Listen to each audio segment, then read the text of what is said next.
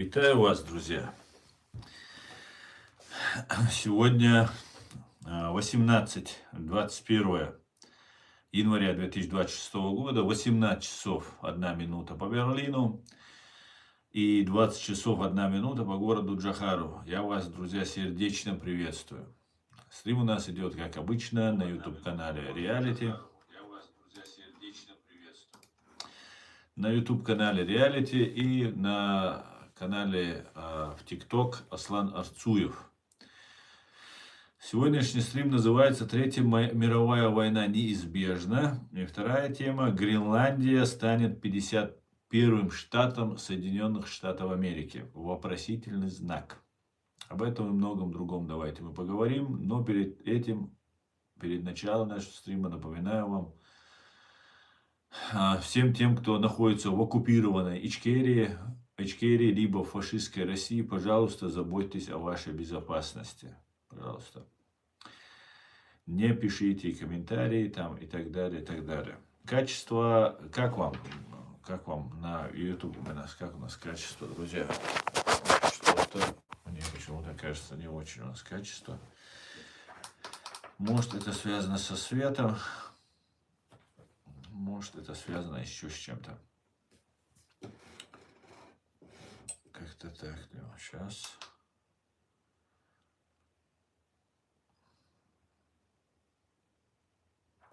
Идет небольшая задержка у нас.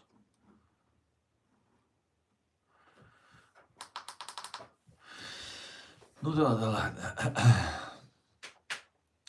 Так, все ровно, брат. Это хорошо, Фариз, что все ровно. Отлично. Отлично. Ну, друзья, Третья мировая война, по всей видимости, неизбежна. Но я полагаю, что она уже идет, эта Третья мировая война. Идет, и, скорее всего, Третья мировая война не будет, как Вторая мировая война, где будут фронты на фронты, там сотни тысяч на сотни тысяч людей. Сейчас война переходит в другую стадию. Сейчас воюют дронами. Танки, в принципе, уже не представляют такой угрозы, такой мощи, как во Вторую мировую войну, либо в Первую. И, скорее всего, ситуация будет еще только в этом направлении и двигаться. Что роботы появятся и так далее. Уже роботы появляются.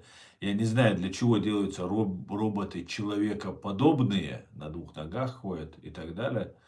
Мне кажется, это все какая-то там, знаете, такая реклама, фейк. Что вот там все как бы конкуренты между Китаем и Соединенными Штатами. Вообще будет война технологий. Война инноваций, роботов. Вот в этом направлении мы движемся. Но перед тем, как мы придем к новому мировому порядку, мы, наверное, погрузимся, мы уже погрузились в это, еще больше погрузимся в глобальный хаос, глобальную войну, страшную войну. И я тут хотел бы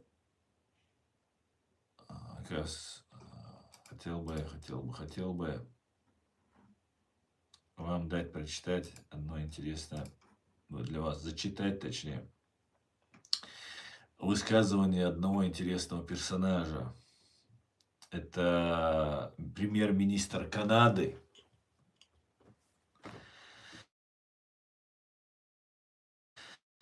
Сейчас начал беспокоиться, что что-то все плохо. И вот смотрите, что он говорит. Премьер-министр Канады. Старый миропорядок не вернется. Средним державам, в кавычках, нужно держаться вместе. Средним державам, понимаете? А для чего им нужно держаться вместе? Премьер-министр Канады на BBC об этом нам рассказывает. От 20 января 2026 года новость. Премьер-министр Канады Марк Карни в своей речи на Всемирном экономическом форуме в Давосе заявил, что старый порядок уже не вернется, и призвал менее менее крупные страны объединиться, чтобы отстаивать свои интересы в борьбе с самыми крупными. Средние державы должны действовать вместе, потому что если нас нет за столом, мы становимся частью меню. Обратите внимание, Канада не хочет быть частью меню. Канада хочет есть, а не быть частью меню. Все ругают Трампа, Трамп такой, Трамп сякой, Трамп это сказал, Трамп то сказал. Вот вам настоящее лицо вот этих канадцев, вот этих средних держав, не говоря уже про крупные державы. Это каннибалы, самые настоящие каннибалы. И средние державы не отвергают сам принцип политического каннибализма в политике. Понимаете? Они лишь требуют, чтобы ели не их, а они чтобы ели. Чтобы не они были в меню, а чтобы мы были у них в меню. Как это было? Ичкерию съели, совершив геноцид чеченского народа на глазах глубоко озабоченных мировых великих и средненьких держав. Ну и маленьких тоже. Съели тихо, показательно, без последствий. Никто не поперхнулся, хоть мы ничего и не забыли, и не забудем никогда. А малочисленным нам народам как относиться к средним державам? Про великие державы я не говорю. Видите, как забеспокоились? Да, вот как значит, когда поедали они, канадцы, все остальные, поедали других, все молчали.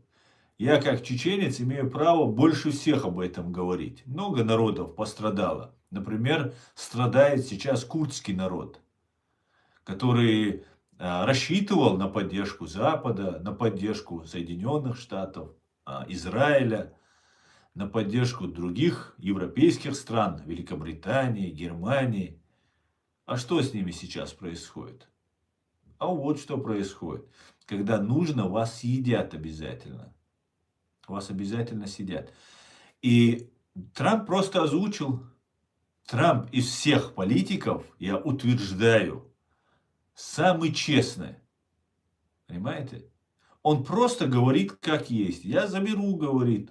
Я заберу. В отличие от Путина, который тоже действовал, ну, знаете, он, знаете, стремился быть таким сильным и великим.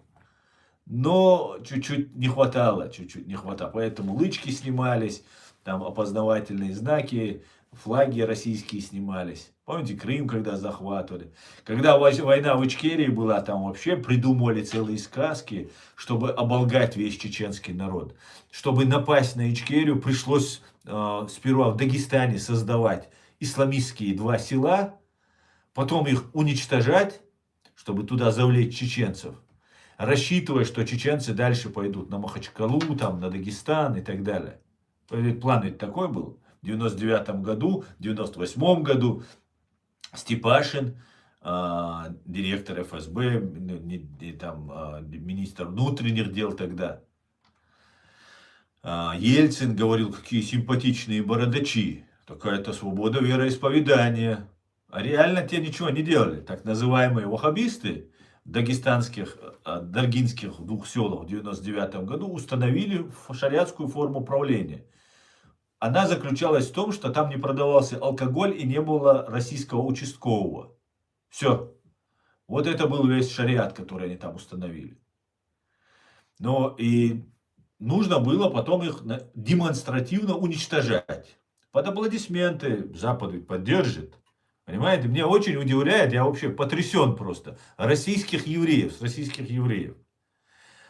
Они, Россия, их КГБ на протяжении десятилетий уничтожает Израиль евреев, а они почему-то мусульман винят.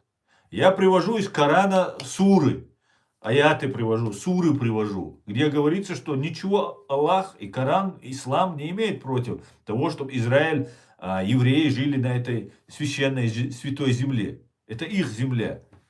Ничего об этом нет. Ничего ислам против евреев, против иудаизма не говорит. Моисей один из самых упоминаемых пророков в Коране.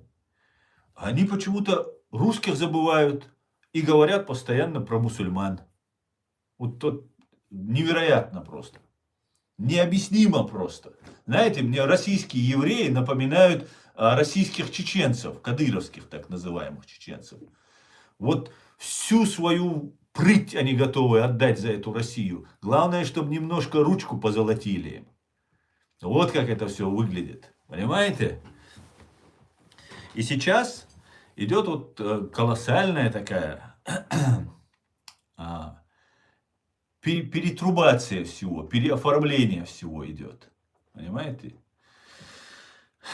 И вот великие державы решили, в отличие от Путина, прямо сказать, да, мы заберем Гренландию. А почему заберут Гренландию? Я не знаю на самом деле, почему Соединенным Штатам она нужна.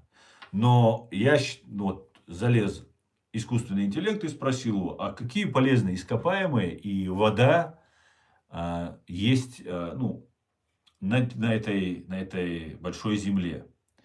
2 миллиона 900 миллионов кубических километров льда. Можете себе представить? Это 2 миллиона 600 миллионов, 2,6 миллионов кубических километров пресной воды. Рыночной цены нет, но в стратегических оценках считают от 0,5 до 2 долларов за кубический метр. То есть 1,3 квадратлиона долларов.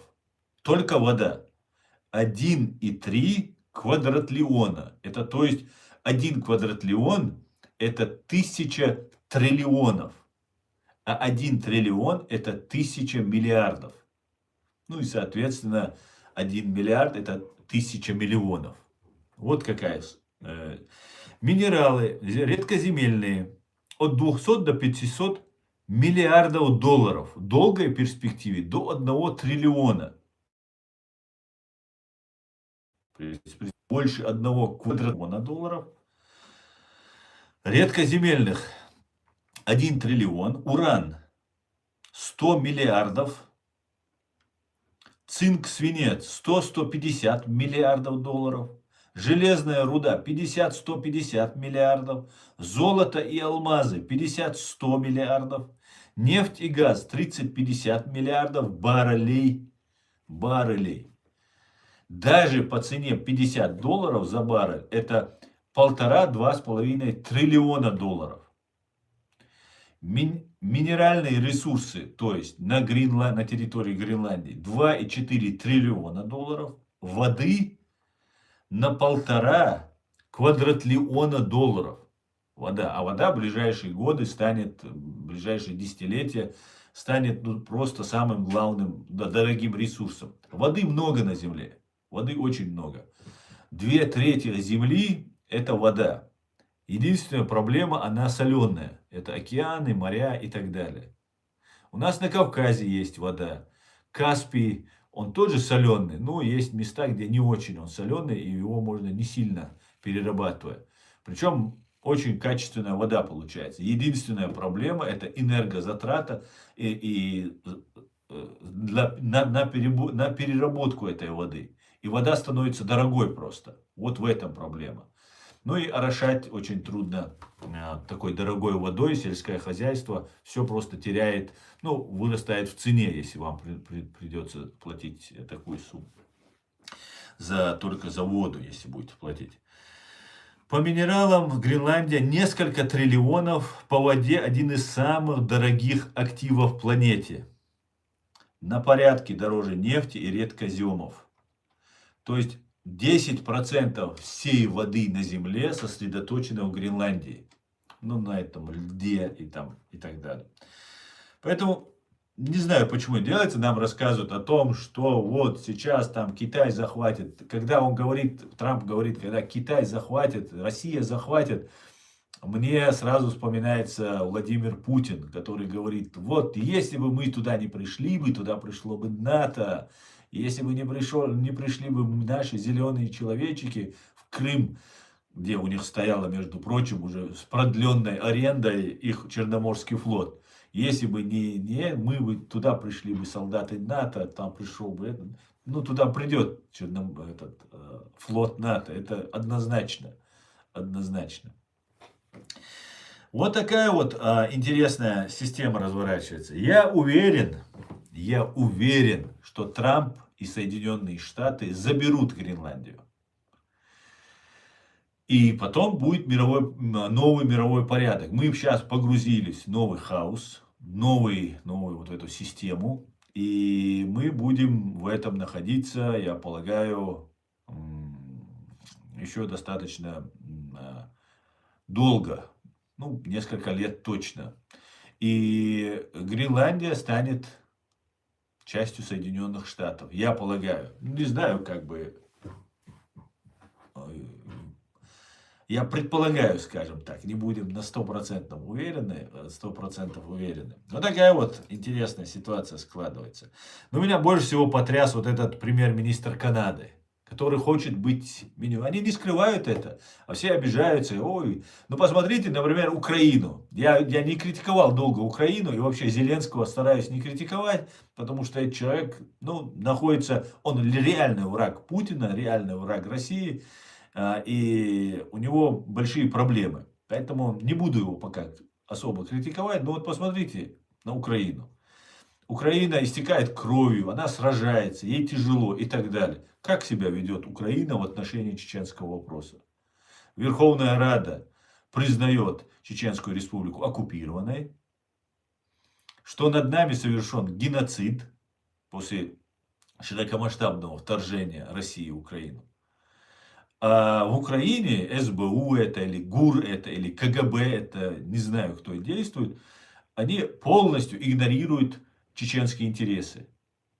Ведь если бы Украина вела бы себя достойно, ну, представители, отдельные представители, после того, как Верховная Рада признала Чеченскую Республику Ичкерия оккупированной, мы бы там, чеченцы, 10 тысяч минимум собрали бы воинов.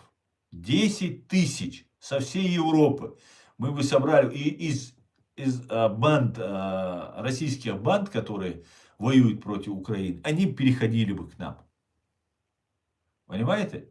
И они берут, Украина берет человека, который подписывает, что Чечня часть, Ичкерия часть России, Ахмеда Закаева, его принимают, а Аллу Дудаеву, которая после гибели своего мужа, который был одним из отцов-основателей этой Ичкерии, ее затыкают, ее обрывают, когда она говорит, кто такой Закаев. Это ваши внутренние дела. Нет, это ваши дела, товарищи украинцы. Посмотрите. И почему сейчас Украина в этом состоянии? Украина давно бы уже победила бы в этой войне. Понимаете? Сейчас там Трамп наезжает на Зеленского, все там обижаются. Мне не нравится, признаюсь, тоже не нравится. Зеленский делает, что может. Украинский народ борется. Но вот это КГБ, которое внутри Украины, это просто, это, знаете, такая пиявка на теле, которая не даст Украине победить. Россия проиграла, Россия потеряла, начиная от Ирана, Венесуэлы, Сирии, Армении, там, Нагорный Карабах. Что еще она там? Ну, все она уже раздала. Для того, чтобы додушить Украину, просто додушить ее. Понимаете? И почему это происходит? Почему не помогает Запад? Потому что в Украине сидят упыри, которые пьют кровь Украины. Понимаете? И вы мне это уже не докажете, не объясните. Я уже 4 года забыл. Я вообще уже 11 лет занимаюсь Украиной. Вот с первых дней войны я поддерживаю. Еще я работал адвокатом в Москве, я поддерживал Украину. Из-за этого я выехал сюда, чтобы помогать, разоблачать, поддержать Украину, разоблачать преступления фашистской России. Я объявлен Россией из-за того, что я Украину поддерживаю, террористам. Моих родственников пытали, все дело. Ни одного официального слова благодарности от Украины я не получил. Ни одного. Знаете почему? Потому что я честный. Потому что я не работаю на КГБ.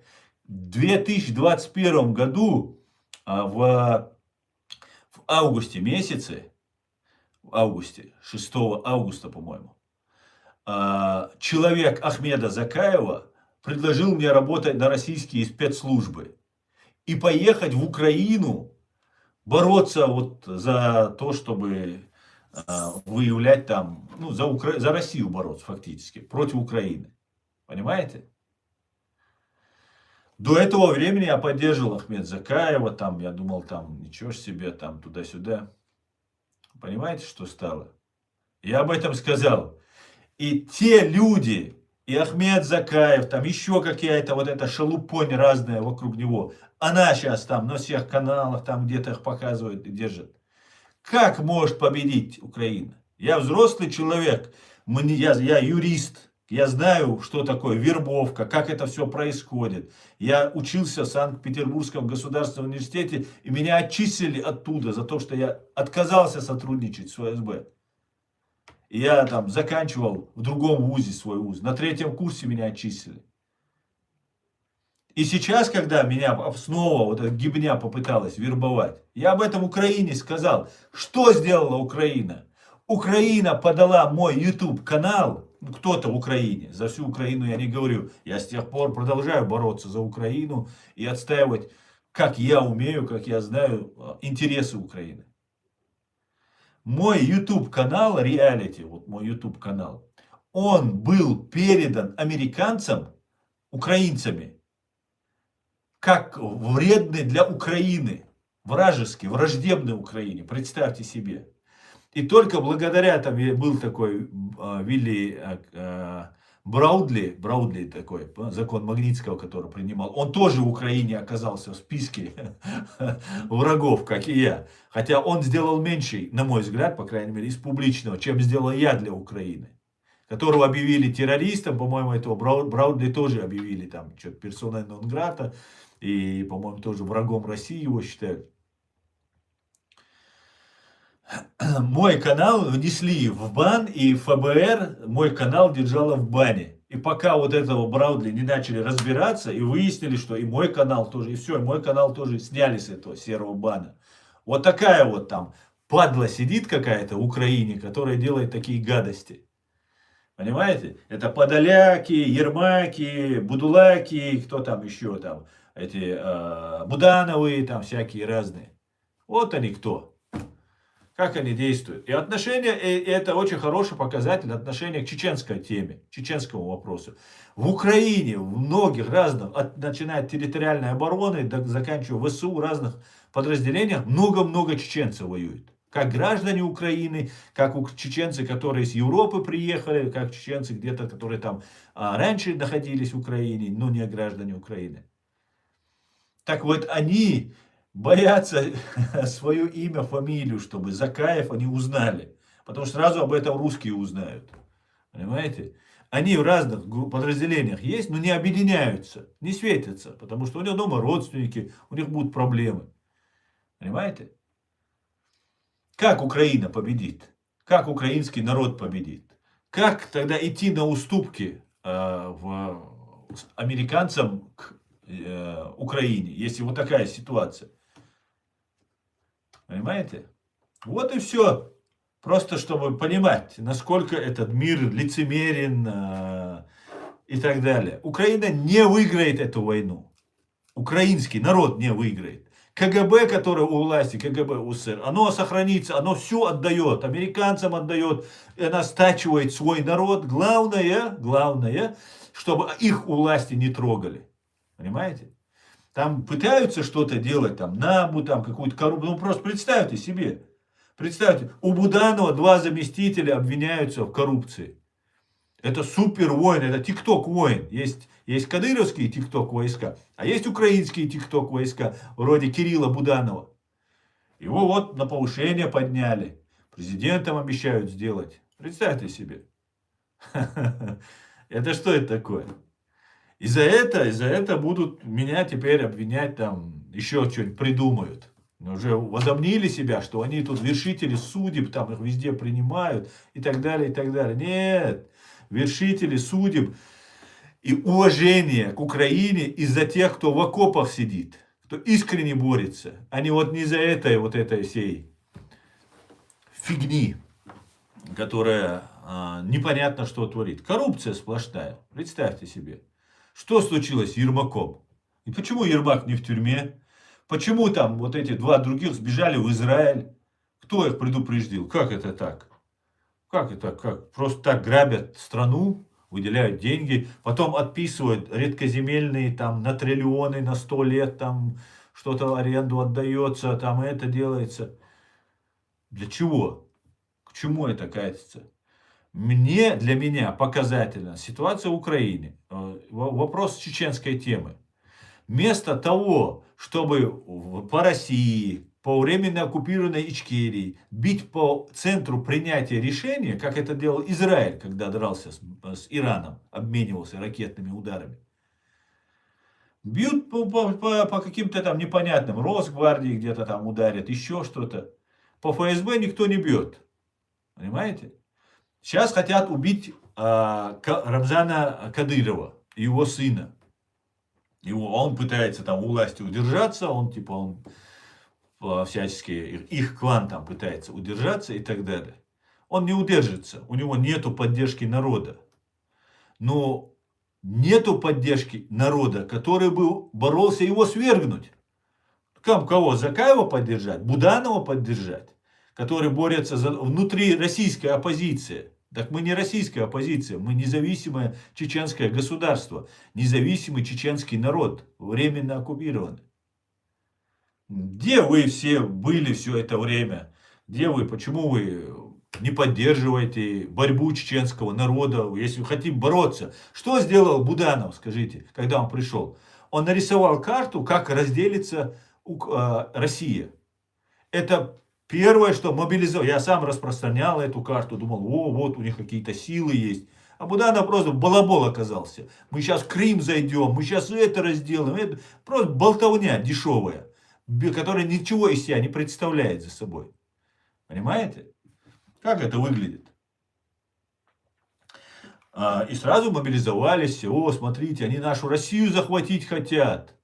Они разделить нашу Россию хотят. Так если ты хочешь ее разделить, то зачем об этом говорить? Разделяй. Нет, он не хочет Буданов разделить. Это все оказалось ложь будановская. Абсолютная, стопроцентная ложь. Они борются сместить Кадырова. А Кадыров это опора Путина. И, видимо, они объясняют это так на Западе, что вот мы Путина подвинем, других поставим, и все, и Россия останется, все будет нормально. Понимаете? Вот они как борются. Не будет нормально. Замена Путина на там Патрушева, сына Патрушева там какого-нибудь, ничего не поменяет. Понимаете? Вот в чем фокус, так сказать. Они борются, вот с сыном Кадырова борются. Кто с этим борется? Почему? Почему бьют по высоткам, где находится там вот этот Совет Безопасности, где якобы возглавляет вот этот несовершеннолетний этот пацан Кадырова. Потом нападение на машину, вот авария была. И все давайте там, можно подумать, это там Путин или Патрушев там в аварию попал. Только о нем и говорят. Вам что, вам вообще не стыдно, что ли? Вы вообще просто так явно не палитесь хотя бы. Вот украинцы, вот с чем борется ваша власть, там, ваша ГУР или кто у вас там, или СБУ этим занимается. Я полагаю, это Буданов. Я полагаю, это Буданов там, да, может и СБУ делает, не знаю. Я знаю одно, что Верховная Рада признала Чеченскую Республику Ичкерия, а силы внутри Украины, вместо того, чтобы признать нашу легитимную законную власть, людей в лице Закаева, его какую-то самодельную медальку, которая абсолютно фейковая, как и сама должность Ахмеда Закаева, ее Кирилл Буданов дарил Зеленскому. Такой с намеком, что да, чеченцы там туда-сюда. Зеленский выступает на фоне имама Шамиля, я чеченец. Имам Шамиль это наш бывший амир, это наш имам. Не дагестанский он, дагестанцы его прогнали, он аварец, он дагестанец по национальности. Он бежал к нам в Ичкерию, в Чечню, мы его приняли, Мы 25 лет, истекая кровью, поддерживали, несли это знамя. Мы его просто сделали, потому что он знал тюркский язык, он там грамотный был. И мы просто за власть для чеченцев, это несерьезно за власть бороться так показалось. И мы сказали, пусть пока побудет. Как говорится, нет ничего более постоянного, чем временное. И 25 лет он возглавлял. От 2 миллионов, к концу уже последние 25 лет он возглавлял. Война шла больше 100 лет без перерыва. От 2 миллионов чеченцев осталось на тот период 6%. 120 тысяч осталось. И имам Шамиль сдался в плен. Понимаете? И в нашей истории у чеченцев имам Шамиль это предатель. Понимаете? Он побоялся пожертвовать своей жизнью, когда он на последнем издыхании чеченский народ бросал все свои силы, сражаясь против этой России, во главе с этим предателем, который, вероятно, был агентом либо турецких разведок и спецслужб, или стал их агентом, либо российских.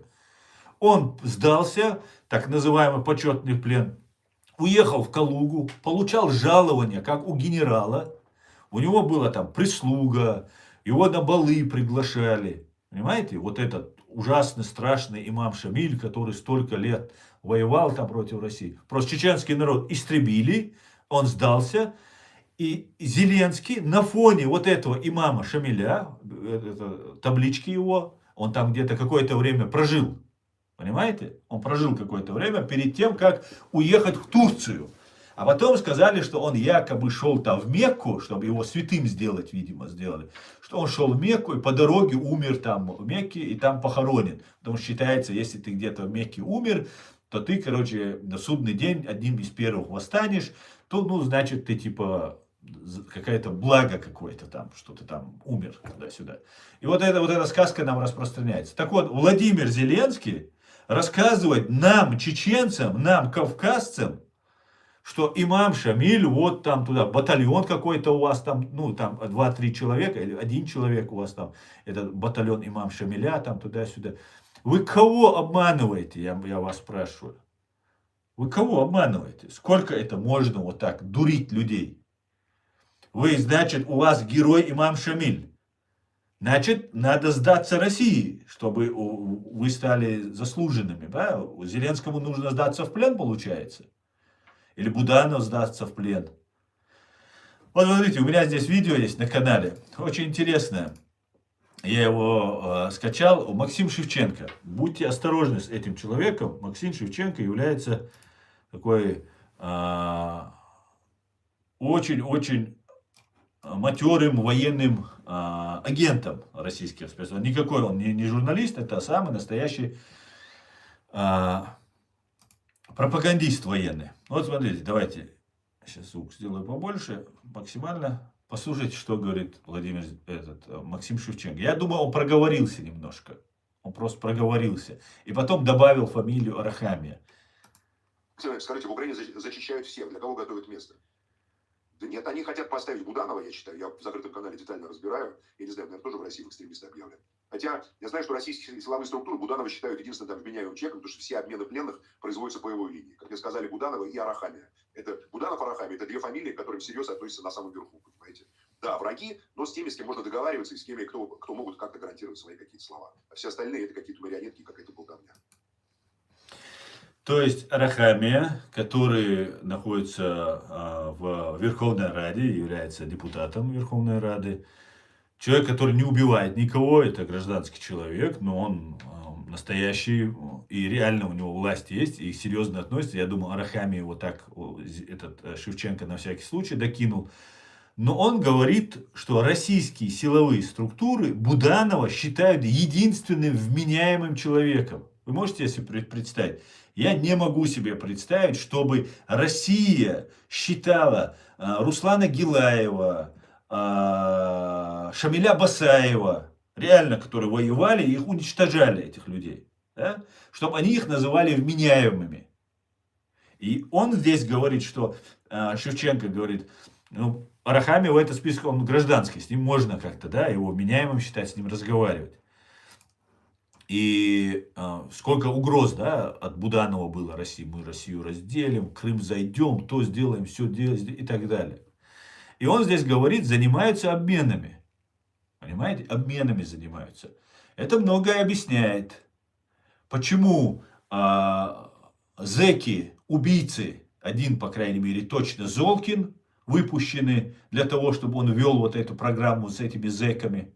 Потом есть такой фашист Карпенко, экзотический пропагандист украинский. Ну, просто вот объясните мне, простому человеку, в чем роль вот этих двух пропагандистов российских. Вот в чем их роль, российских или украинских, не знаю, кто они там. В чем их роль, что они добиваются? Вот каждый день они садятся и рассказывают, вот общаются, кроме вот пиара, раскрутки, они там что-то делают. Какая их задача? Что они делают? Они деньги зарабатывают, продают, покупают этих военнопленных. В этом я не сомневаюсь. Еще в чем какая задача у них? Раскручиваются, становятся известными. Там у них миллионник уже под канал подписчиков. Вы смотрите, мой канал 120 тысяч, 122 тысячи подписчиков. Он запрещен на территории России. Понимаете? Почему эти каналы не запрещаются на территории России? Гордоны, Золкины, Карпенки, вот эта вся шалупонь ГБшная, почему ее не запрещают на территории России? Объясните мне, пожалуйста. Если бы моего канала не было, я бы, наверное, думал, что в России нет возможности там запрещать и так далее. А? Почему мой канал запрещен? Не понимаю. Может, я чего-то не понимаю. Может, почему Невзорову, который был главным пропагандистом, главным убийцей информационным чеченского народа, дают гражданство Украины? Объясните мне, пожалуйста, как это возможно? Как? Он стал за это, он КГБшник, галимый просто. Почему Фейкин, Портнов, да, это как его, сидят, разговаривают, Арестовичем сколько они разговаривали.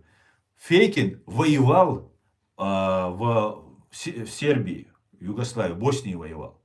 Под командованием Радка Младича. Осужден Международным уголовным судом в Гааге как военный преступник. Фейкин и Гиркин вместе воевали там против Запада, против вот, боснийских там мусульман или кого, сербов, они, косоваров, кого они там, против кого там воевали.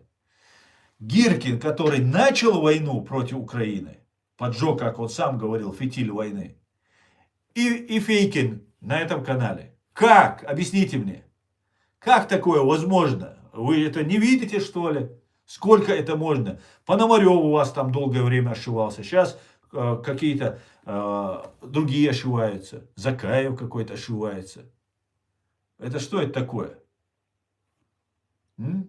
Украина, мне очень жаль. Ты проигрываешь эту войну. И если уже не проиграла. Потому что эти люди уже герои. У нас точно так же было. Все российские агенты были героями. А настоящие герои, они, мы не ради медалей говорили, нам не нужны должности, медали, скромные все были. Они ушли домой, а эти остались. Или их убивали, потом их преследовала Россия, убивала, преследовала. А эти вешали медали себе. Герои Ичкерии, честь нации, там, мужество, там, за мужество, все остальное. Понимаете? Знаете, братья Имадаевы такие были. А? Так вот, им дали героя Оман Си, они все герои России потом они стали. Им давали Оман Си, или что-то такое, одну из самых высших там наград чеченских давали.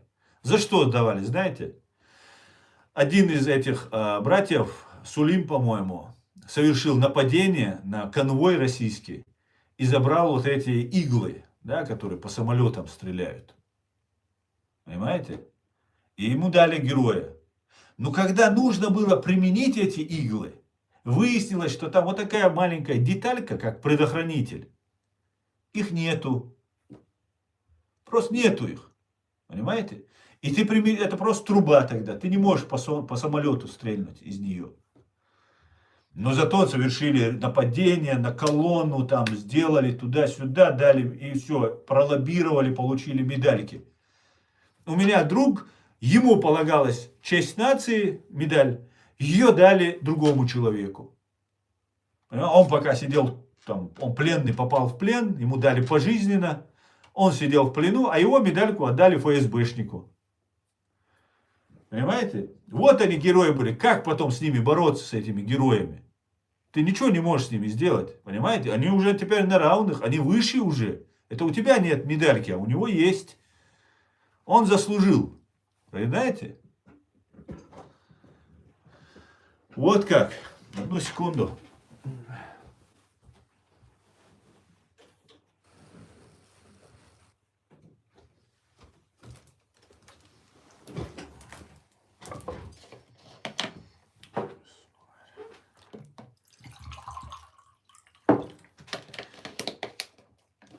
Украина проиграла, говорит, еще посмотрим, говорит. Будем посмотреть.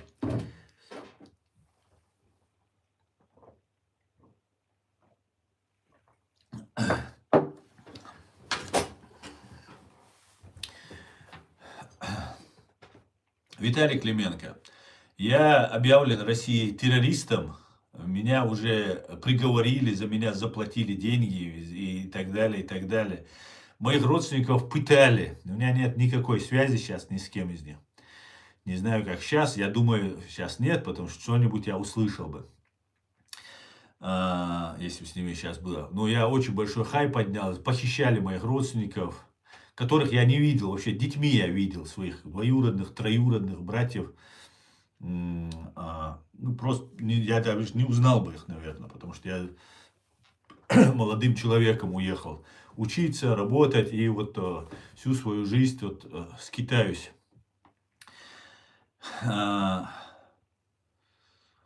И я за то, чтобы вы победили, конечно же. Конечно же, это даже не обсуждается. Ну а как? Как вы собираетесь победить? Как победить, если вы тоже погибаете каждый день? Понимаете? Вот с нами случилось то же самое. Просто они все известны, все лидеры, все там воины, все настоящие политики, которые не продаются, не покупаются. Их убивали по одному, дискредитировали, и они с возрастом и стареют, и умирают. Мы такое вот свойство имеем, люди. А вся эта гибня, вся эта агентура, она себя очень хорошо чувствовала. Вот о чем речь. Вот о чем речь, друзья. Вот о чем речь. Так, давайте посмотрим, что у нас здесь. У нас здесь, я смотрю, как пропеллер крутится этот. Друзья, я вас всех приветствую.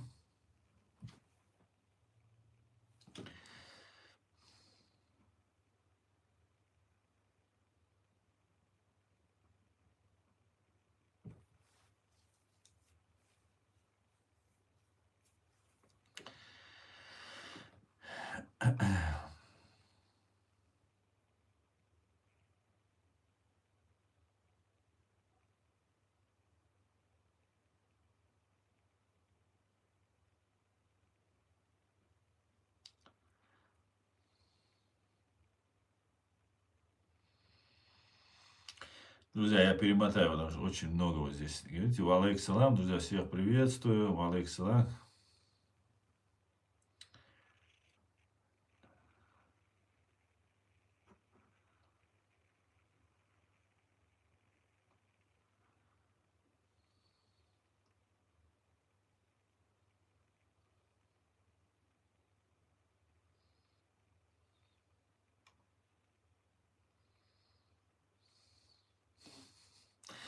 Да я смотрю, здесь вся гибня собралась, вся эта троллятина собралась. Сейчас я ее отключу.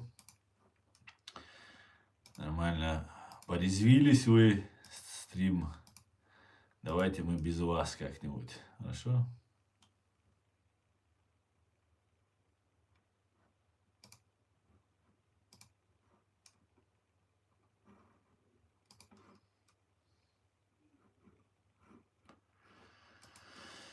Так, что у нас тут? Казахстан, алейк салам. Будут выборы, придут новые люди. Буданов потерял рычаги.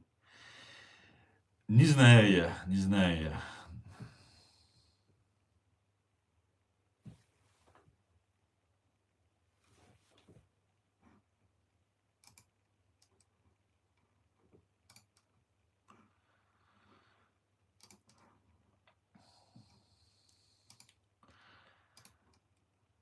Так, Халид, передавай привет мне своей конторе. Алейксалам, кавказец. Алейксалам. Сабра, всех приветствую, друзья. Вот такая вот интересная вещь. Давайте посмотрим, что у нас по голосованию. Смотрите, Третья мировая война неизбежна. 46 говорят да, 46%. Нет, говорят 54%. То есть почти разделились. Я думаю, что уже идет Третья мировая вообще, да. Привет из Твери. Ненавижу ненависть к Украине. Ненавижу ненависть к Украине. Приветствую, Тверь. Я не советую тебе говорить, откуда ты и что. Это небезопасно. Валейксалам, Старсклайд. Машал, Вигаду.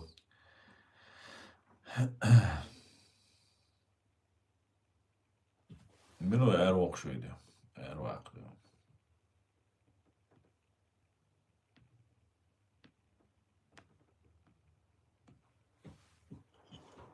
Очень жаль, конечно, что очень жаль. Буданов, ты думаешь, агент Светлана, витаю вас, Украина. Витаю, Светлана. Буданов, ты думаешь, агент ФСБ? Иркин, ну, я не знаю. Я не буду 100% утверждать, потому что я не знаю. Но по косвенным признакам он делает все, что выгодно России. Вот по косвенным признакам я вижу так. Может, просто коррупция. Может, это просто, ну, вот я послушал там разных украинских там блогеров, некоторых, которые сейчас начали Буданова критиковать. Они говорят, ну, очень нелестно о нем отзываются. Вообще, говорят, абсолютно никакой такой пустышка человек. И, может быть, просто его дурят, обманывают. Либо коррупция. Это тоже очень важный такой момент. Когда вам преподносят, вот, например, Зеленскому, если бы объяснить, сказать, смотрите, вот, имам Шамиль сдался в плен. Ты хочешь тоже сдаться в плен? Ты намекаешь на то, что ты тоже через 25 лет сдашься в плен. Так получается. Он бы, наверное, отказался бы выступать на фоне этого обелиска имама Шамиля. Я думаю, он просто не понимает, что... Но если понимает, то предатель. А если не понимает, то это. Поэтому я не могу сказать, что Буданов точно предатель или нет. Я могу сказать, что делается точно все в интересах России. Вот сейчас Максим Шевченко говорит, идет обмен. Смотрите, еще один из эпизодов. Ахмед Закаев, как нам известно, является россиянином, который подписывает документы о том, что Чечня часть России. Он везде это говорит, везде утверждает. Вот здесь в Германии есть такой Экихард Маас, немец один. Он рассказывает, что они вместе с Закаевым прилетели, он прилетел сюда, Закаев, в Германию, и еще, когда в межвоенный период при правительстве Масхадова, он был министром культуры. И они зашли к одному немецкому министру на прием. И тот сказал, если вы представляете как независимое государство, я с вами не буду разговаривать. Хотел бы я сейчас посмотреть этому немцу в глаза. А почему бы тогда ГДР не сделать нам частью Великого Советского Союза? Ну, и тогда Закаев сказал, то есть человек, который страна боролась, только потеряла 120 тысяч в первой русско-чеченской, он представляет правительство независимого государства, он сказал, да, я, конечно, как часть России с вами готов разговаривать. Понимаете? Ну, с одной стороны, это можно сказать, да, это гибкость политики туда-сюда. Ну, тогда гибкость политики, давайте тогда ГДР присоединим к России. Или тогда давайте Украину присоединим. А почему не присоединить? Это же гибкость политики. Как бы украинцы отнеслись бы к такому после войны? Это же не просто какая-то борьба за политические какие-то очки. Это измена, это предательство. Прямое предательство интересов Чеченской Республики, чеченского народа. Выбора чеченского народа. И вот этого человека, который подписывал документы в Лихтенштейне, в других местах, где перевел переговоры секретные от президента нашего Масхадова, подписывал документы о том, что мы часть России. Понимаете? То есть, а за что тогда боролись? Тогда все бандиты, все террористы. За что сейчас Украина борется? Если Украина является частью России, как об этом говорит там Путин и Россия, то все украинцы, которые сейчас воюют, это боевики, вооруженные бандиты. И всех, кого убили, убили законно. А убитое гражданское население, ну, это сопутствующие такие потери. Вот что хотят представить нас, что мы боролись незаконно, мы были бандитами, хотя у нас все есть, государство есть, референдум есть, документы есть, все имеется. И они Россию, Украину тоже не признают. И вот приглашает Ахмеда Закаева, который я его поддерживал. Я не понимал тоже, я был обманут. После того, как они меня пытались вербовать на Россию, я все понял. Все, для меня стало это как такой холодный душ. На меня ведро холодной воды вылили. Это все.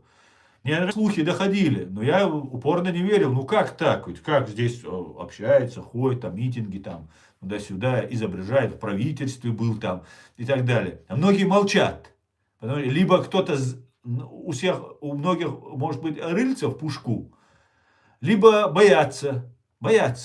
А зачем нам связь? Ну, что мы сейчас сделаем? Раскроем. Так, между собой, кулуарно, на кухне где-то расскажут, а публично сказать нету. Нету, мало кто может называть. И вот меня пытаются вербовать, я об этом рассказываю, пишу, трублю на всю, как сказать, Германию, на весь мир. Ничего, приезжает спокойно туда, все там трубят, все показывают. Мой канал вносится черный список, представьте себе.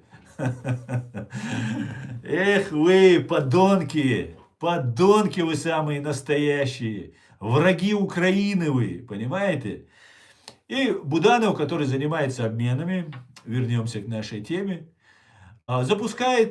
задерживается Киргиз Мусиханов, такой парень, его имя Киргиз. У нас у чеченцев дают такие имена. Любые национальности дают такое имя. Киргиз Мусиханов его. И ему объяснял, он сам сдался, был ранен, сам сдался и хотел бы остаться, все такое, он об этом прямо говорит и так далее. Он с ним общается, майор Джамбетов, закаевский майор Джамбетов, который уехал, Хусейн Джамбетов, вы все его знаете, украинцы. Он у вас там где-то там походил, а потом вернулся и стал на сторону России. Сейчас занимается пропагандой. Пропагандой занимается. Вот они вдвоем встречаются, целуют его в голову, этого киргиза Мусиханова. Там такие понты, украинцы, если это вы его ранили, а он раненый, тебя после задержания, пленения ранили, ну, такие дешевые такие разводы на Мусиханова, на этого киргиза, впечатление они производят. И он, оказавшись в плену, понимает, что вот какие-то ичкерийцы к нему пришли, которые борются, и так далее, и так далее. Ему подсовывают документы, он там подписывается, его обменивают. Понимаете? Его сразу же отправляют к Лапти Алаудинову, и он на штурмах. Сейчас уже, наверное, не живой. Дай бог, что был живой. На штурма против украинцев отправляют. Кто это делает? Это делает Ахмед Закаев и майор Джамбетов, закаевский. Кто это ему разрешил туда сделать? Вот как мы сейчас знаем от Шевченко. Этим занимается Буданов. Кто занимается нагнетанием античеченской истерии из этих блогеров, которые общаются, вот этих пропагандистов, Золкины и Карпенки? Буданов. Это же военнопленными, понимаете, занимаются. Вот как это все уходит. Интересно, да, получается? Есть такой парень, был такой парень, зэк, сидел, решил, как с его слов, он говорит, я хочу пойти в Вагнер и потом перейти на сторону Украины. Переходит на сторону Украины, оказывается в Украине, переходит на сторону Украины, сдается в плен, рассказывает, я хочу воевать, он говорит. У того человека, кто слушал его разговор, я про Евгения Нужина, и у которого не защемило сердце, у того нет сердца просто. Да, он зэк, да, я думаю, это такой очень матерый, опаснейший человек был. Именно в смысле, как мужчина, как солдат, как воин. Понимаете?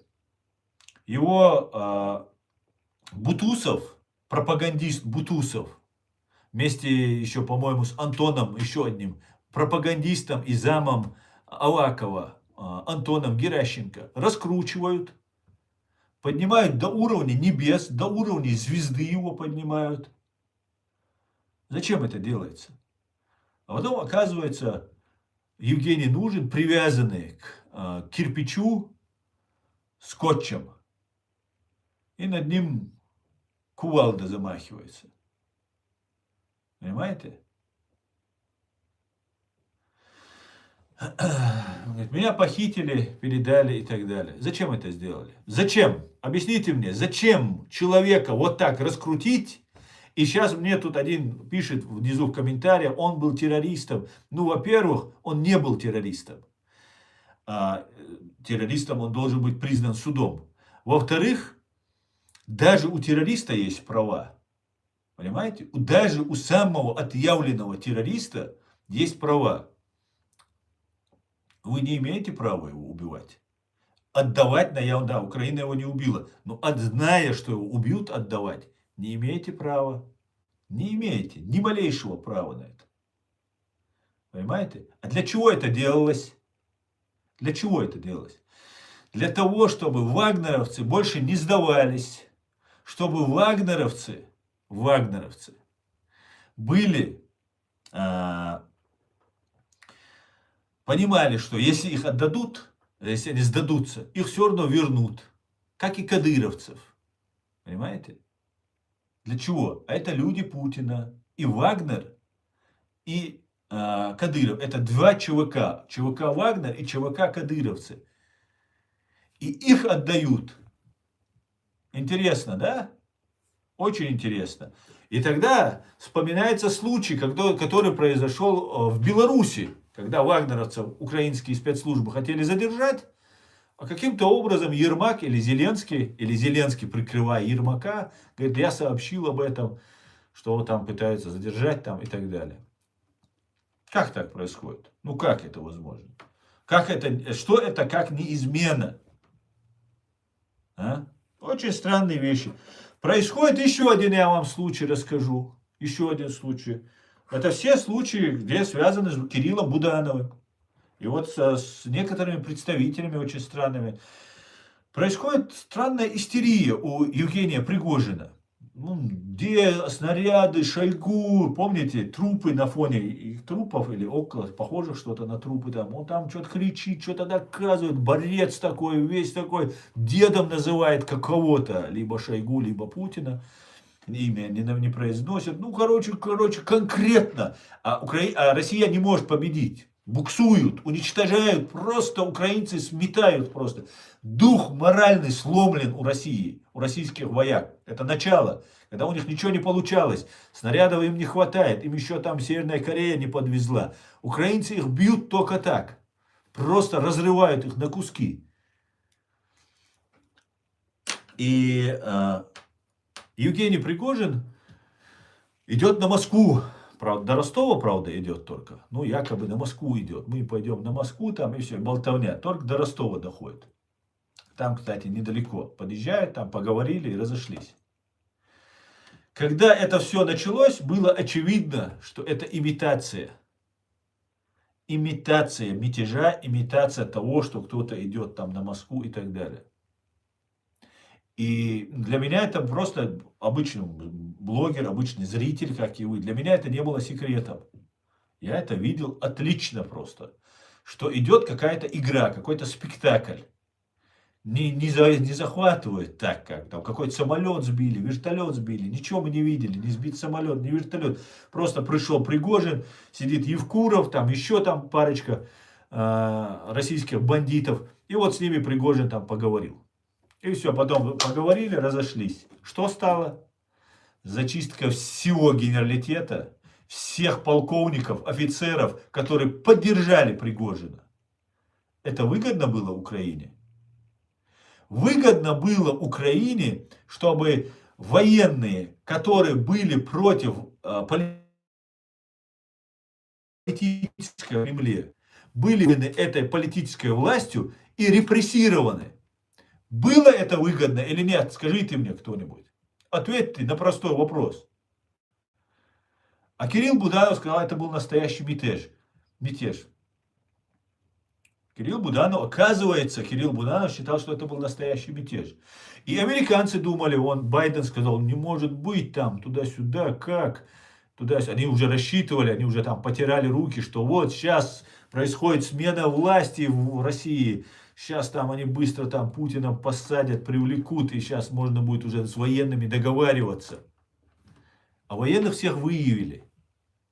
Понимаете? Мне все равно на этих военных.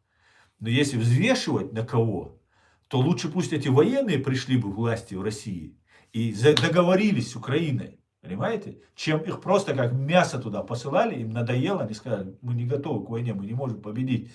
Мы, ведем преступную войну против братьев, там, ля-ля тополя. Этого не было. Вот что происходит. Для меня, еще раз скажу, для меня главный показатель это отношение украинской стороны к чеченскому вопросу. Это для меня главный маркер. На России люто ненавидят чеченцев, таких как я чеченцев они ненавидят. Других они используют. Такие другие им нужны. Лапти, там, Кадыров, все им нужны. Они ненавидят тех, кто думает, как я, кто смотрит, как я, на эти вещи. И именно таких в Украине не нужны такие люди. Именно поэтому вы видите какие-то батальоны в Украине, какие-то там армии, полки закаевские с 5-6 человек. И есть бойцы, воюют, погибают, честь и хвала нашим лучшим сынам. И сам Мунаев, наш единственный генерал боевой, который остался, погиб в Украине, защищая Украину. При странных обстоятельствах. Мы пока не знаем, что там произошло до конца. Демократ поддерживал нашу Ичкерию, ни халифаты, там, никакой фантомной, навязанной нам российской пропагандой, обман какой-то, турецкими спецслужбами и российскими спецслужбами. А реально то, что нужно чеченскому народу, выбор чеченского народа, наше правительство в лице президиума правительства Чеченской Республики Ичкерия. Его убили из Сумунаева. Понимаете? И там собралось за все это время столько денег выделено, столько там движения, столько по всем каналам крутят, раскручивают. Нету полков, нету армии там. Почему нету? Потому что не нужны они там. Понимаете? Не нужно, чтобы кадыровцы сдавались. Не нужно, чтобы вагнеровцы сдавались. Не нужно, чтобы чеченские настоящие здоровые силы там образовались. Вооруженные, сильные. Не нужно этого. Понимаете? Нужно, чтобы была имитация. Чтобы украинцы выдыхались. Понимаете? И благодаря тому, что украинский народ и друзья Украины поддерживают Украину, в том числе американцы, настоящие американцы. Гарри Табах, например. Посмотрите, Гарри Табах, к нему какое отношение в Украине? Понимаете? А у вас в Украине больше эти Фейкины, Пономаренки, там вся вот эта рать. Савастьянов. Смотрите, это вообще ужас. Знаете, кто такой Савастьянов?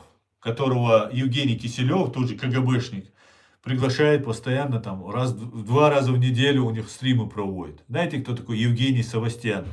Это главарь банды УФСБ Москвы, Московской области. Это тот самый главарь банды УФСБ, который первую русско-чеченскую войну провоцировал, значит, поджигал ее, как Гиркин. Вербовал из Кантемировской и Таманской дивизий танкистов, внутрь сажал танкистов, сверху, как ваши ЛНР, ДНР сажали сверху, танкистов русских сажали внутрь, и как под видом оппозиции они ехали свергать Дудаева. 26 ноября 1994 года их за один день на голову разбили просто. И потом Савастьянов, министр обороны Грачев говорили, это не наши солдаты, их там нет, и выражение появилось не в Украине, оно тогда появилось. А возможно и раньше. Это не наши солдаты, сказали. Не, у нас нет.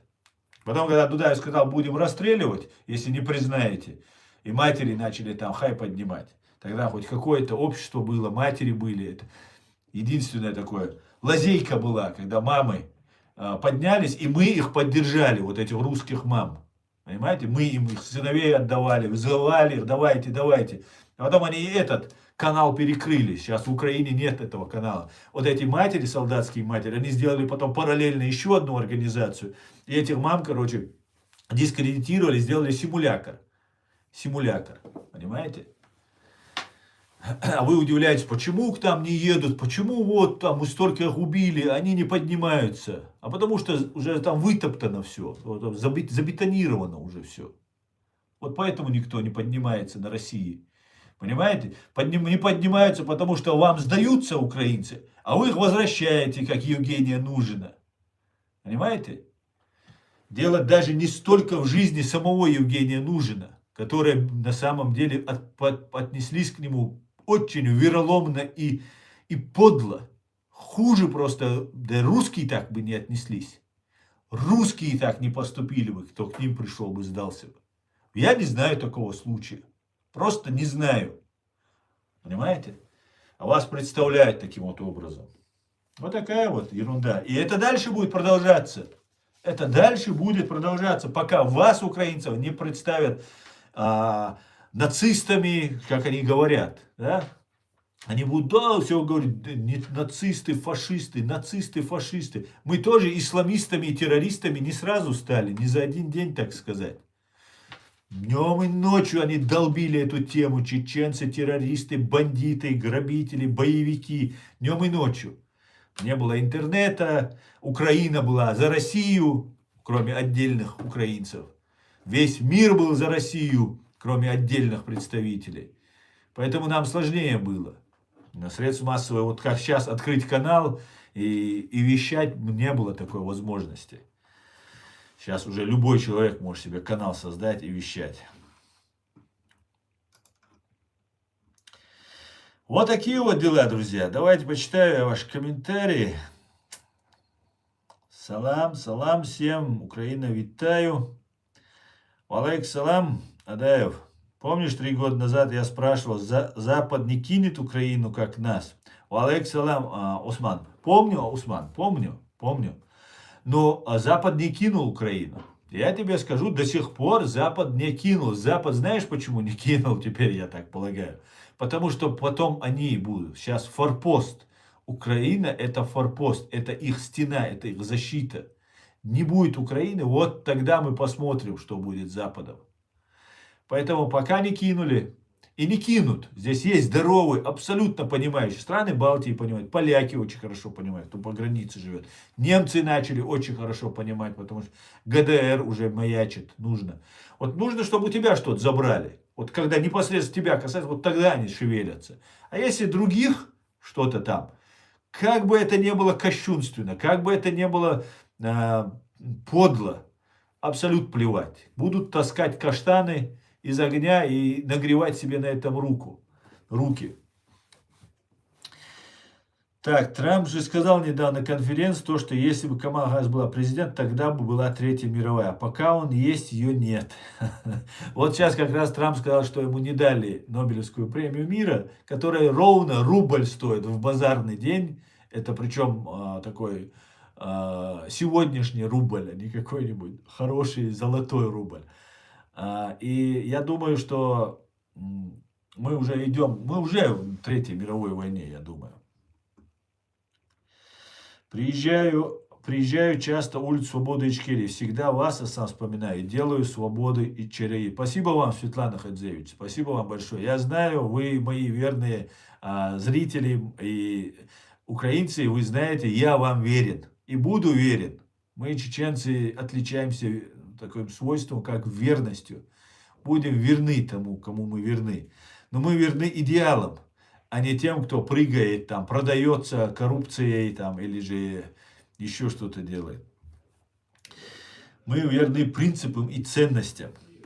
Надо быть осторожным. Зеленскому доверяя, доверия никому нет. Вообще, как работать в такой обстановке, если любой может быть предателем? Да, это тяжело. Очень тяжело.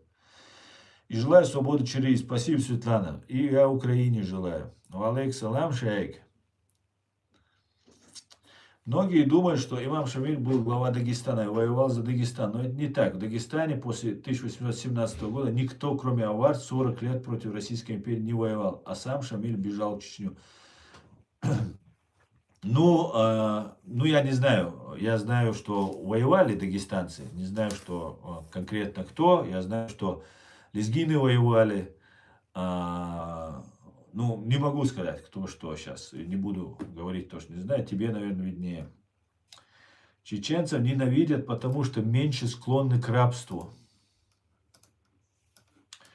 Рабству и сами не желают порабощать. Да, совершенно верно. Имя, фамилия. Еще есть свободный легион, там типа русские против Путина. Командир один волосатый всегда в эфире бывает. Тоже странный человек и странный батальон этот. Да, Иркин, абсолютно так. Это какие-то непонятные имперцы. Да, Цезарь, помните? Я еще писал об этом. Ну, Цезарь, ну такие вот имперские свои нарративы. И названия такие. Потом вот эти РДК, Русский добровольческий корпус. Они говорят, у них есть бойцы, кто имеет опыт войны в Чечне. То есть нас убивали. Сейчас пришли там. Находятся. Ну, чего они добиваются? Чего они делают? Вот смотри, они показывают, вот столько времени, столько денег на это выделяется. И показывают там РДК или этот Легион Свободы, не знаю, как он называется. Кто из них это делает. И показывают, сжигают будки трансформаторные, которые маленькие такие, на железнодорожных путях, которые, да, как они там называются. Вот их сжигают. Это есть, что ли, ваши все диверсии, терроризм, там, борьба там и так далее? Это все, что ли? Это позорище просто. Зачем вы это делаете? Вы что творите вообще? Понимаете? Это просто невероятно. Показывают нам каких-то бойцов там, этих там. Позорище просто. Эстония, Латвия, Литва, Польша, Германия, Норвегия, Швеция, Финляндия хорошо помогают. Да, все помогают Украине, все. Все помогают. Так, Трамп такой человек, ему нравится, когда его хвалят, ему подарки делают, его гением называют. Не знаю, Старклайн. Может быть, это всего лишь игра. Мы не знаем, что там происходит. Очень даже не знаем. Есть конкретные задачи. Например, нужно ослабить Россию. Но ее разделять никто не хочет. Часть заберет Китай. Это уже как бы решено. России придется. Россия оставляет всех своих союзников. Она уже всех, кто еще остался у нее? Северная Корея осталась, но она под Китаем была и останется. Все, больше никого нет. С кем еще? Ну вот в Европе есть вот эти подсвинки российские. Ну и все. Я думаю, и то они какую-то роль играют. Им ножкой топнешь, и они сделают то, что им скажут. Сербия тоже уже не та. Ну, короче, вот и все. Больше в России никого не осталось. Посмотрим. Трамп добивается то, что ставит перед ним его, например, глубинное государство, его спецслужбы, его аппарат. Они говорят, вот смотрите, вот такая вот ситуация. Понимаете? И вот странно, я думаю, страна вот Куба, она в ближайшее время перестанет быть, скажем так, без влияния Соединенных Штатов в ближайшее время. Очень такие странные такие вот вещи, совпадения происходят, например. Война против Израиля началась. Госсекретарем Соединенных Штатов стал Блинкен. Стал кубинец. Ситуация начала развиваться в Латинской Америке. И я полагаю, в Кубе она будет развиваться. Вот как-то так. Интересные вещи есть наблюдать. И поэтому думать, что Трампу нужна какая-то Нобелевская премия, что он там какой-то нарцисс и так далее. Ну, это все может быть, все это имеет место, но это не главное. Я думаю, это не главное. Вот ему на стол кладут документы. Вот у нас такая ситуация, движемся в этом направлении. Мы уже 20 лет ведем направление борьбу там с Венесуэлой там, или там еще с кем-то. И все, он должен действовать. Он сказать, нет, нет, мы это отменяем. Еще раз он сделает то, что нужно его стране и его вот этой системе. А как иначе? Ну, за это ты можешь заниматься какими-то там другими вещами. Например, отсылать своего зятя, которому ты доверяешь, да, и в твоей доле, и своего бизнес-партнера в Россию, чтобы какими-то делами заниматься. Например, там строить подземный туннель между Аляской и Чукоткой. Понимаете? Очень интересно. И ведь американские официальные лица же не общаются. Он, госсекретарь Марко Рубио, пообщался с Лавровым. И потом они сколько месяц не разговаривали вообще, видимо, там на повышенных тонах все произошло. Вот какая-то вот такая вот интересная загогулина.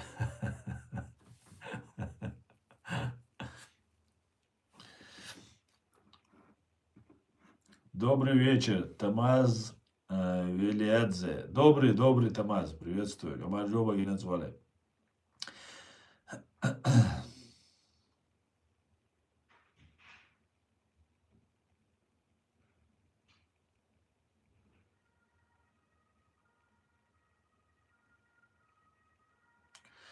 А что скажешь про Байдена? Такой же энергичный или сонный?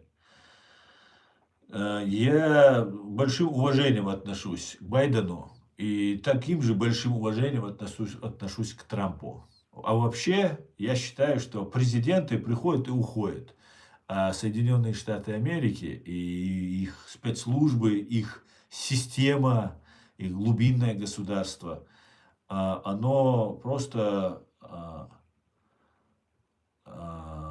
мега великое. Такого просто нет, это просто реальность.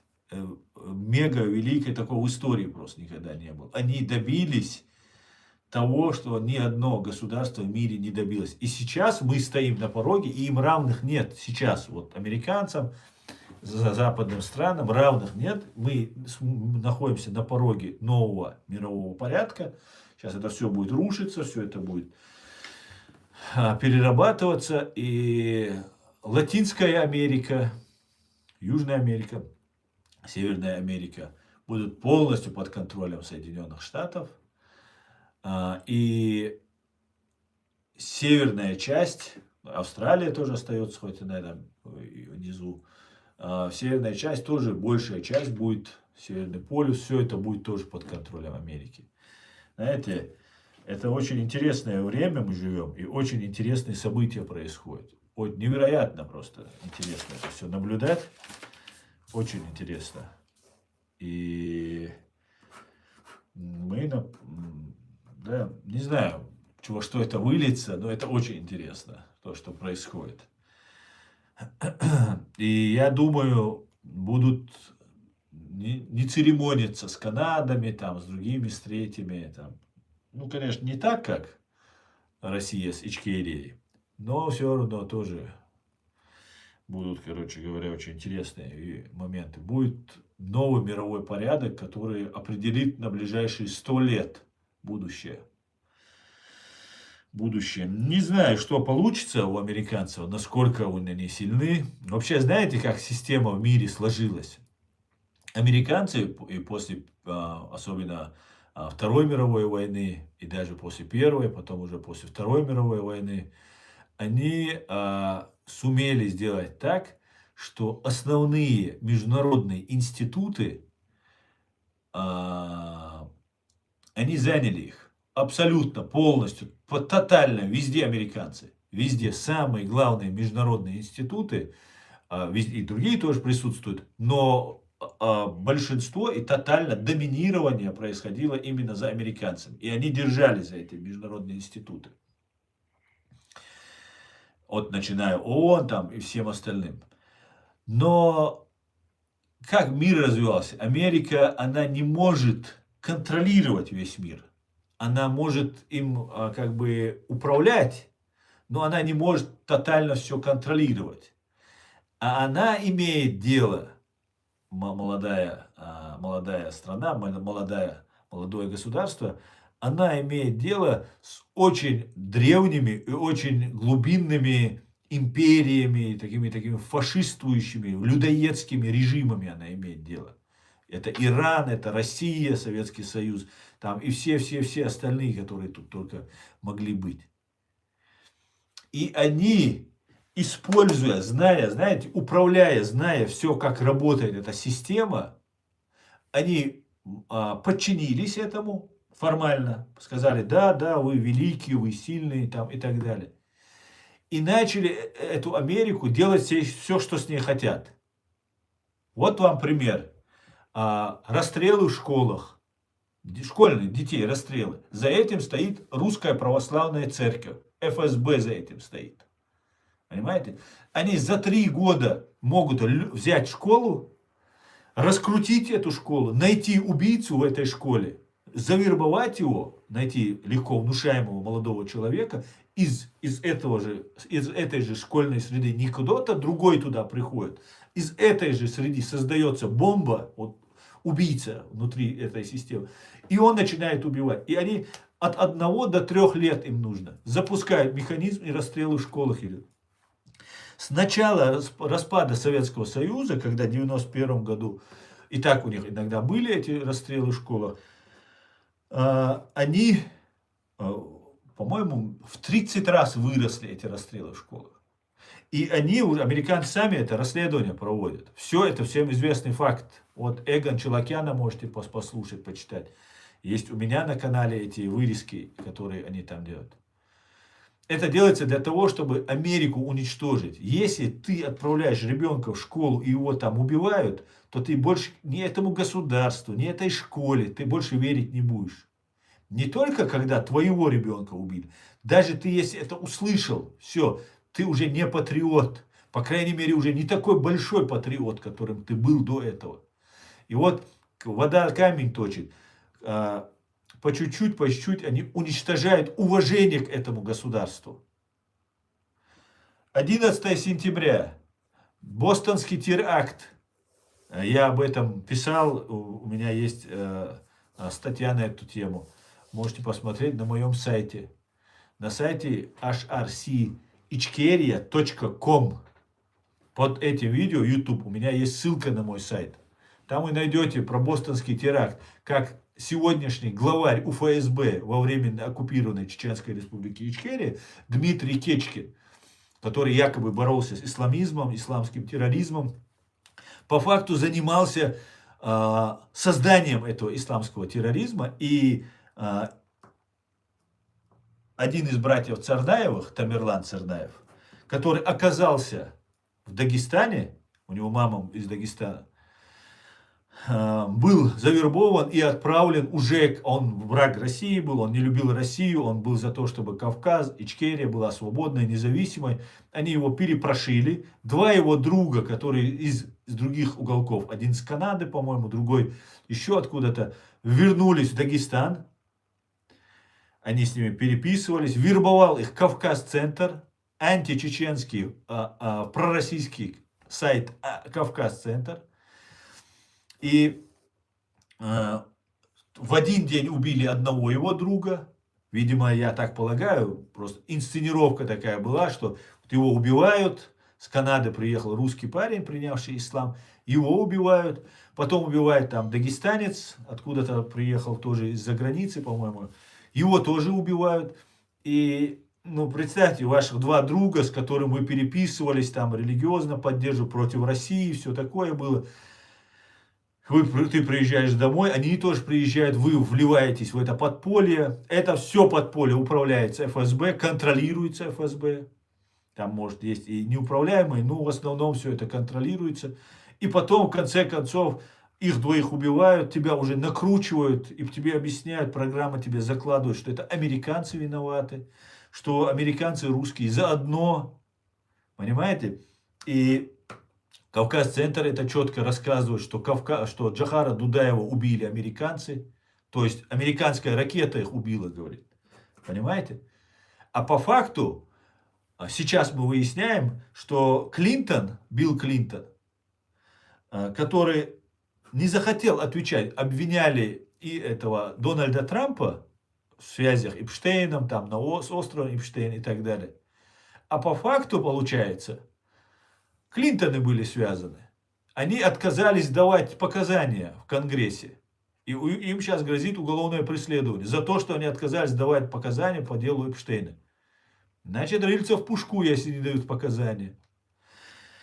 И если они не дают показания, а в этот день, 21 апреля 1996 года, Джохар Дудаев, Билл Клинтон находился в Москве и убивает Джохара Дудаева в этот день.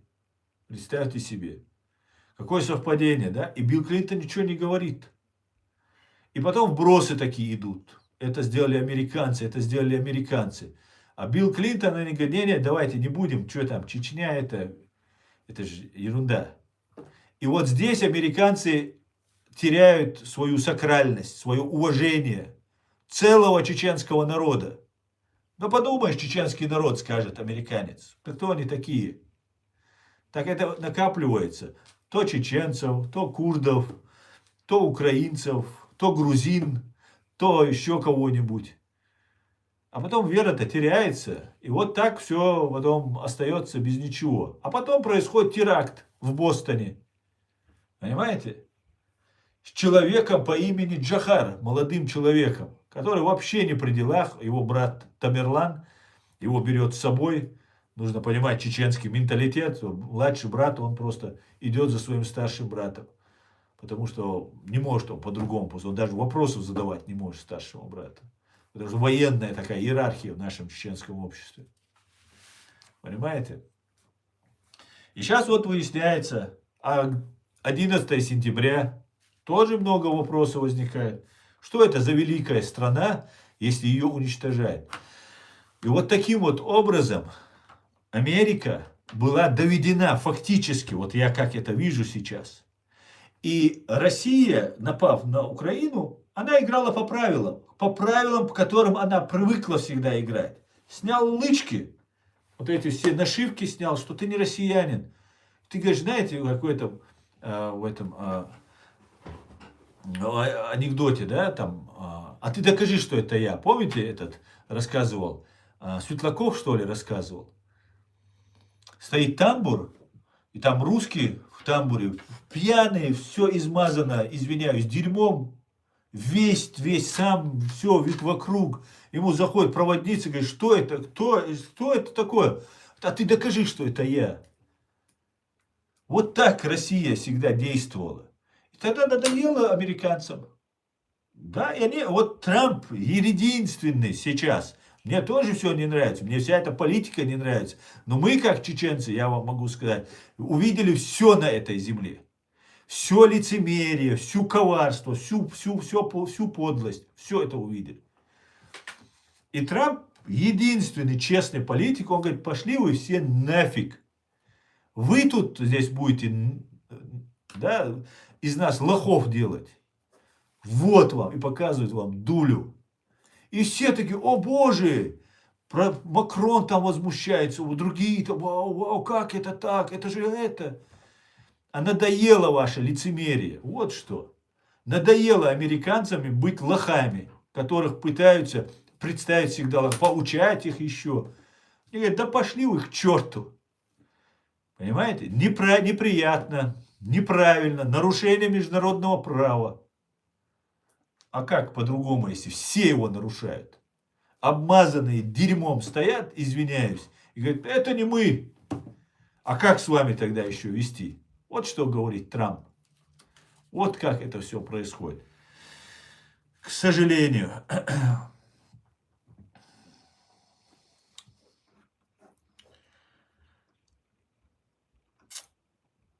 Так.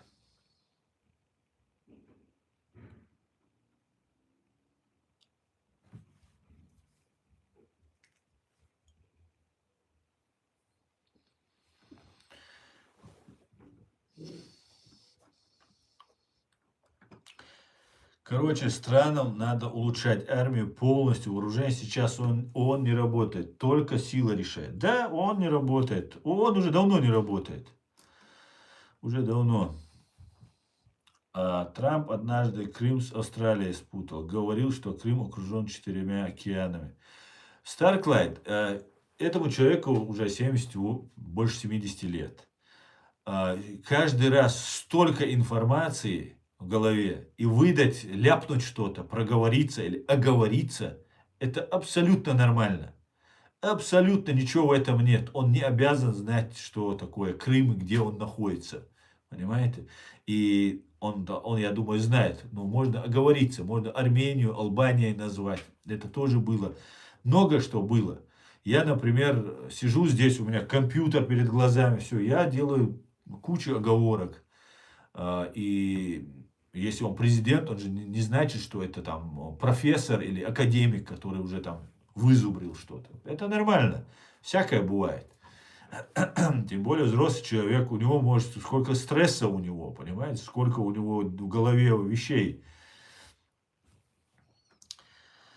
Так, где США молодец? 250 лет исполняется. 77 20 стаж Советского Союза, 22 стаж Ирана. США и Российская империя в 18 веке образовались. Так, Германия, Франция до сих пор торгуют с Россией, если пошло на то. Германия, я не знаю, торгует или нет. Может быть, Франция, но Германия, да, ну, смотрите, ну, все это было, что изменилось? Геноцид чеченского народа шел. Да, допустим, как говорят эти пособники геноцида чеченского народа, допустим, она была бы, допустим, частью России, то что геноцид это разрешенное действие, что целый народ истребляли. Целый народ истребляли. Вот смотрите, я вам сейчас расскажу, откуда нападение было, помните? Как Лукашенко рассказывал. Ну, смотрите, был такой чувак, я думаю, он есть, ничего с ним не стало, просто немножко спрятался.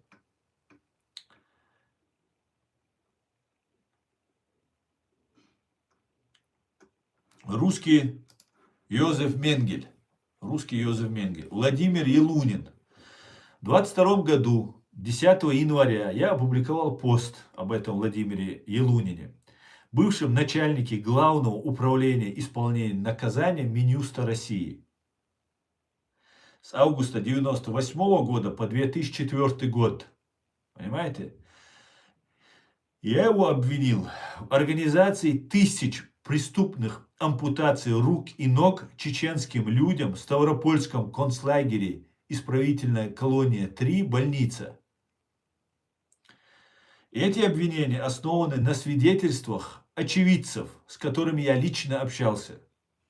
Людей, которые непосредственно находились в этой колонии и видели, как Елунин, лично надев белый врачебный халат, принимал участие в этих ужасах, ампутациях конечностей без наркоза, просто как пытки. Потом отрезанные части тел сжигали в отопительной печи медчасти. Эти свидетели опознали его лично, а их показания это не слухи, а прямые факты от тех, кто пережил этот ад. Понимаете? П-образная вот эта больничка, посередине находилась котельная, которая отапливала всю вот эту колонию, вот эту больничку. Так вот, этот Елунин отрезал руки, ноги даже тем, кому не нужно было отрезать, не раненым, ничего, которых привозили, с Комсомольского привозили, вот Сади Кутер, то, чтобы других мест привозили туда, люди там находились, просто вживую просто отрезали, люди, многие умирали, кто-то выжил, умирали, потом эти ноги, руки загружались, возили, и он их закидывал, сам лично принимал участие в этом во всем. Представьте себе. А представьте потом, вот я это публиковал 22 в 22 году, 10 января, то есть буквально за месяц до начала широкомасштабного вторжения, за 1,5 месяца до Украины, я это публиковал. И представьте себе, буквально через месяц, почти месяц после моей публикации, 5 февраля 2022 года, Елунин странным образом пропадает. Он выезжает из своего дачного поселка Солнечный берег в Одинцовском городском округе Московской области, недалеко от села Аксинина, где у него была дача, и по данным СМИ стояли снегоходы и другая техника в гараже. Но он почему-то выбирает не снегоход, который хотя бы подходит для зимы и снега, а квадроцикл. И якобы едет кататься по льду Москвы-реки один без телефона вечером. Это же полная глупость. 700 килограммов тяжелее снегохода минимум в 2 раза. Снегоходы 200-300 килограмм весят. Он едет не на снегоходе, он едет на квадроцикле. Тем более пенсионер, 70 лет человеку, больше даже 70. Вначале писали в СМИ, что это был снегоход, но потом нашли квадроцикл, который под Полыньей находился. Русский Йозеф Менгель и русского Йозефа Менгеля искали 2 недели, с 5 по 20 февраля. Задействовали МЧС, водолазов, криминалистов Следственного комитета, волонтеров по поручению лично Бастрыкина. Тело нашли только 20 февраля в 200 метрах от Полыни, в 10 километрах от места провала, раздутое, в воде пролежало 15 дней. Конечно, после такого опознать труп визуально невозможно. Либо трудно. И такой задачи не стояло. Официально асфиксия от утопления, несчастный случай. Владимира Елунина осталось 5 детей по официальным данным из Википедии и биографических источников на 26 год. Женат, имеет 5 детей. Жена Мария Викторовна Бекетова, 75 года рождения. Однако в СМИ сразу после его смерти, в феврале 22 года, аргументы, факты, газета РУ и другие упоминали, что соседи и няни упоминали 3 детей, включая младшую дочь, около 1-2 лет. Да, женился, видимо, на молодой, у него только дети появились, жить собрался, и раз, и утонул, да? Странно. Это может объясняться тем, что старшие дети, вероятно, уже взрослые, живут отдельно. Елунину было 70 лет на момент смерти, так что вполне возможно, дети от предыдущих браков есть еще. И я был по-настоящему удивлен сейчас, в 26 году, когда проверил информацию о нем, и опа, он погиб ровно через 26 дней после той моей публикации. Когда писал тот пост в январе 22 года, Елунин был жив, потом я больше не отслеживал. Конечно, это могло быть совпадением или устранением своими же, как свидетеля, знавшего слишком много о пытках в системе ГУИН во время геноцида чеченского народа. Но полагаю, что, скорее всего, это инсценировка, подмена тела какого-нибудь бомжа или неопознанного трупа, фальшивые документы, и сам он спрятан где-то недалеко, живет под новой личностью. Почему? Потому что весь сценарий подозрительный. Его гибель после месяца буквально моего вот этого разоблачительной публикации. Выбор квадроцикла вместо снегохода зимой по льду. Идиотизм полнейший. Поиски, которые затянулись на 2 недели, хотя его искали всем миром, так сказать, чтобы тело пролежало, вероятно, как можно дольше и чтобы оно было менее узнаваемо. В такой системе несчастные случаи часто маскируют побег или защиту.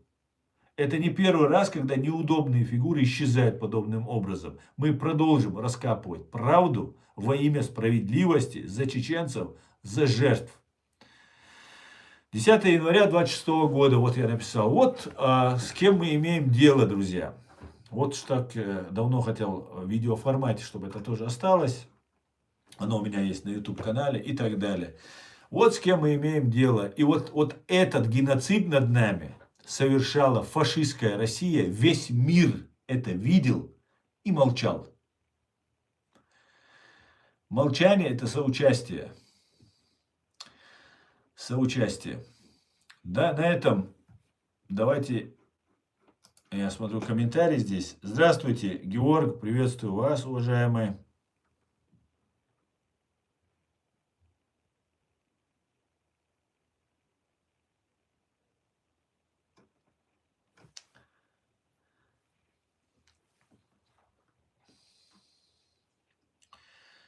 Так, ну, на этом стрим я свой закончу, друзья. Спасибо, что смотрите, поддерживаете. Завтра заходите обязательно. Давайте посмотрим, что у нас по голосованию вышло.